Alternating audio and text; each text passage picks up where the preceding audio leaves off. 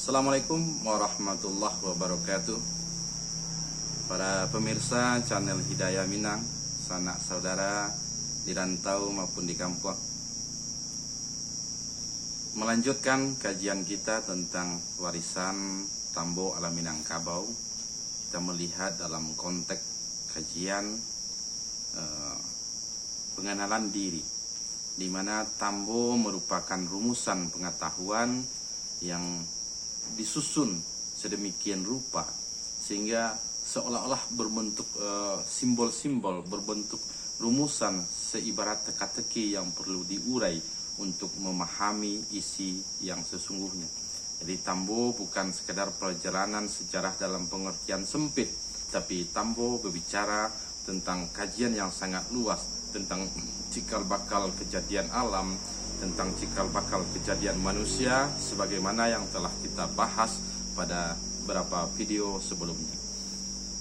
Kali ini kemarin kita telah membahas tentang tiga tokoh sentral yang disebut di dalam tuturan Tambo. Yang pertama Maharajo Alif, yang kedua Maharajo Dipang, dan yang ketiga Maharajo Dirajo. Secara kajian pada video sebelumnya kita telah melihat bahwa tiga tokoh ini mengisyaratkan konstruksi alam yang diciptakan melalui tiga martabat. Kemudian diri manusia sendiri tersusun dari tiga unsur utama, yaitu nyawa, akal, dan nafsu. Sekarang kita akan mencoba melihat tiga tokoh ini dalam konteks sejarah atau konteks perjalanan peradaban umat manusia sejak dari Nabi Adam hingga sekarang. Jadi terlihat kearifan leluhur kita di dalam menyusun konsep pengetahuan yang diwariskan dari generasi ke generasi di dalam bentuk rumusan, sehingga ketika kita menemukan kunci untuk mengurai teka-teki warisan ini, maka kita dapat melihat berbagai konsep-konsep pengetahuan. Namun untuk memahaminya perlu kita memandang dari berbagai sisi, perlu kita melihat dari berbagai kajian, perlu kita mencoba menelusuri dari berbagai disiplin ilmu pengetahuan. Jadi Tambo dalam konteks sejarah, di mana tiga tokoh ini mengisyaratkan tiga nama yang luar biasa sesungguhnya. Yang pertama Maharajo Alif, yang kedua Maharajo Dipang, yang ketiga Maharajo Dirajo. Jadi pernah suatu ketika seseorang akademisi bertanya kepada saya tentang kata alif itu sendiri. Menurut beliau, bukankah kata alif ini merupakan ajaran yang dikenalkan oleh Islam, di mana di dalam huruf Al-Quran atau huruf hijaiyah dikenal huruf yang pertamanya adalah huruf alif. Jadi dengan alasan inilah beliau berpendapat bahwa kata alif itu atau huruf alif itu dikenalkan oleh ajaran Islam yang dibawa oleh Nabi Muhammad SAW. Namun kalau kita melihat konsep peradaban secara utuh, di mana kata-kata ini lahir dari susunan huruf, namun bentuknya berbeda sesuai dengan lingkungannya, sesuai dengan situasinya dari masa ke masa, di mana kita dapat melihat bahwa nama-nama itu tersusun atau kata itu tersusun dari huruf-huruf, di mana manusia pertama kita secara umum mengetahui dan hampir seluruh peradaban mengakui bahwa manusia pertama di dunia ini adalah Nabi Adam alaihissalam, di mana Nabi Adam itu sendiri berawal dari huruf namanya berawal dari huruf alif atau huruf A. Bahkan kalau kita melihat dari bahasa-bahasa Ibrani, di mana huruf alif ini dibaca dengan nama alif. Jadi Nabi Ibrahim sendiri juga berawal namanya dari huruf alif. Jadi kalau kita melihat secara lebih luas, maka kita akan melihat keterkaitan dari seluruh perjalanan sejarah. Begitu juga dalam memahami Tambo.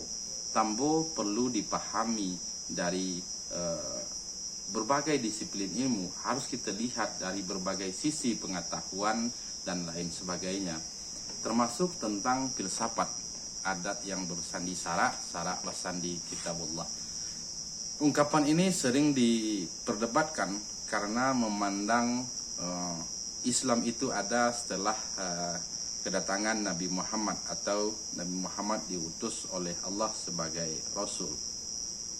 Namun kalau kita melihat perjalanan sejarah dari awal, sebagaimana juga dijelaskan di beberapa ayat di dalam Al-Quran, bahwa Islam diturunkan kepada sebagai agama yang diciptakan oleh Allah, sebagai sang pencipta yang menciptakan alam semesta, yang menciptakan manusia, dan agama yang diciptakan Allah itu adalah agama Islam.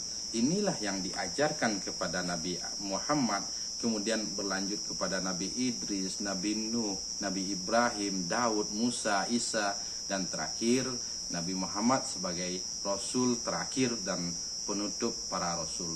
Jadi Nabi Muhammad sendiri melanjutkan ajaran-ajaran yang diajarkan kepada nabi-nabi sebelumnya, sejak dari Nabi Adam hingga Nabi Ibrahim sampai ke Nabi Isa. Kemudian ajaran itu disempurnakan di zaman Nabi Muhammad SAW. Jadi ada perbedaan pemahaman sejarah tentang agama Hindu dan Buddha, di mana sebelum Islam secara umum orang mengatakan agama hanya ada agama Hindu, ada agama Buddha, sehingga peradaban Minangkabau sebelum Islam selalu disangkut pautkan dengan ajaran Hindu dan Buddha. Lupa kita sebagai acuan kita kepada kitab Allah, yaitu Al-Quran, yang menjelaskan bahwa Nabi Muhammad itu diutus melanjutkan ajaran Nabi sebelumnya, dan Nabi Muhammad itu diutus untuk melanjutkan ajaran Ibrahim. Jadi dalam konsep ini dapat kita pahami bahwa agama sesungguhnya yang diturunkan oleh Allah sejak dari Nabi Adam adalah agama Islam. Namun seiring waktu, seiring zaman, seiring perputaran masa, karena kepentingan sekelompok orang, sekelompok manusia, atau kepentingan penguasa, merubah-rubah ajaran-ajaran yang dibawa oleh nabi-nabi yang diutus oleh Allah, sehingga ada terjadi penyimpangan ajaran dari masa ke masa, dan akhirnya perubahan-perubahan itu dikembalikan dengan diutusnya Nabi Muhammad SAW. Dengan memahami konsep ini, maka kita juga bisa memahami bagaimana konsep peradaban sebelum kedatangan Nabi Muhammad SAW. Ini yang perlu kita pahami secara lebih dalam untuk memahami konsep filsafat adat yang bersandi sara bersandi kitabullah. Jadi tidak perlu kita memperdebatkan mana yang dulu agama dan mana yang daripada adat, atau sebaliknya mana yang lebih dulu adat daripada agama. Sebab adat itu berbicara tentang sebuah konsep mengatur kehidupan manusia. Jadi adat bukan sebatas berbicara tentang seremonial, berbicara tentang kebiasaan-kebiasaan masyarakat dalam konteks seremonial atau berkesenian. Jadi adat itu berbicara tentang bagaimana sekelompok orang, bagaimana sekelompok suku menjalani kehidupannya, menata, memelihara kerukunannya, bagaimana konsep-konsepnya. Dan di dalam peradaban Minangkabau, seluruh konsep-konsep itu mengacu kepada ajaran agama, atau mengacu kepada kitab-kitab yang diturunkan Allah, yang pada akhirnya mengacu kepada Al-Quran, karena Al-Quran kitab suci yang dijamin, yang dijaga isinya, kemurniannya, kesuciannya oleh Allah Subhanahu wa Ta'ala. Kemudian acuan dari peradaban Minangkabau adalah alam semesta, di mana di dalam Al-Quran juga banyak ayat-ayat Allah memerintahkan kita untuk memperhatikan alam semesta. Tidakkah engkau perhatikan betapa langit disuguhkan, bagaimana bumi dihamparkan, Tidakkah engkau perhatikan bagaimana pergantian siang dan malam dan lain sebagainya? Sesungguhnya di semuanya itu terdapat tanda-tanda atau terdapat pelajaran, terdapat bukti-bukti kebenaran bagi orang yang mempergunakan akalnya.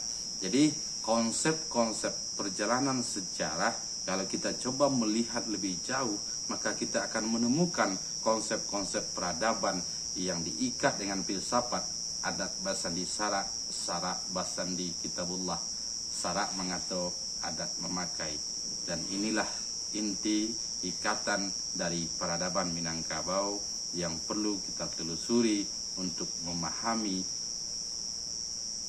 konsep peradaban yang sesungguhnya. Demikian, mudah-mudahan ada manfaat.